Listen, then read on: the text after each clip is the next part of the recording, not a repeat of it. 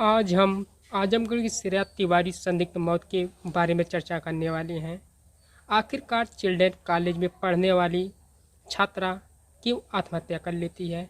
क्या होता है कॉलेज में कि वह आत्महत्या के लिए मजबूर हो जाती है और वह तीसरी मंजिला से कूद जाती है?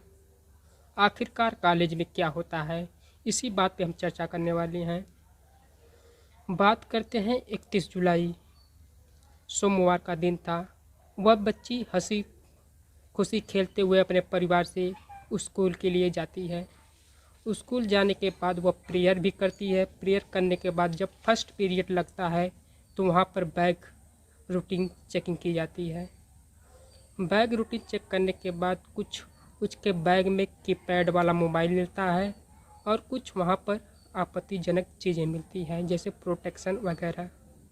उसके बाद क्लास टीचर द्वारा उसे अपमानित किया जाता है।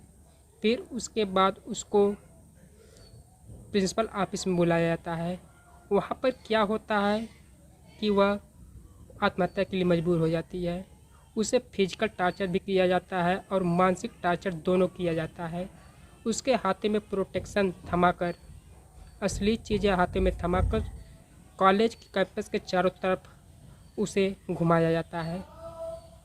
उसके बाद उसे प्रिंसिपल के द्वारा उसे मानसिक टॉर्चर भी किया जाता है। फिर 7वीं पीरियड आ जाती है और पता चलता है कि तीसरी मंजिले से कूदकर एक युवती ने आत्महत्या कर ली है।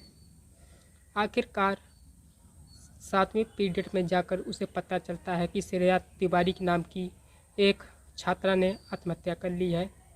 फिर उसके परिजनों को फ़ोन करके बुलाया जाता है कि यहाँ आइए, कुछ बात है। बातें उसे नहीं बताया जाता है कि क्या कारण था। वहाँ पर जब परिजन आते हैं तो उन्हें गुमराह किया जाता है। करीब 1-2 घंटे बाद गुमराह करने के बाद जब पता चलता है कि मेरी बेटी का मौत हो जाती है तो उसने थाने को बुलाया जाता है।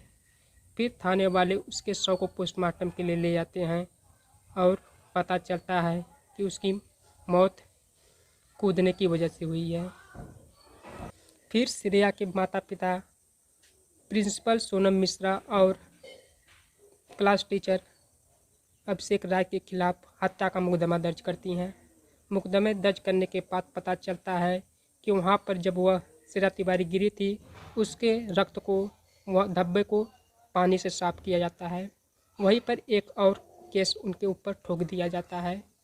फिर तारीख आती है 1 अगस्त, पोस्टमार्टम रिपोर्ट में मिलता है। फिर उसके शव को जलाया जाता है। फिर 2 तारीख तक अभिषेक राव को गिरफ्तार नहीं किया जाता है।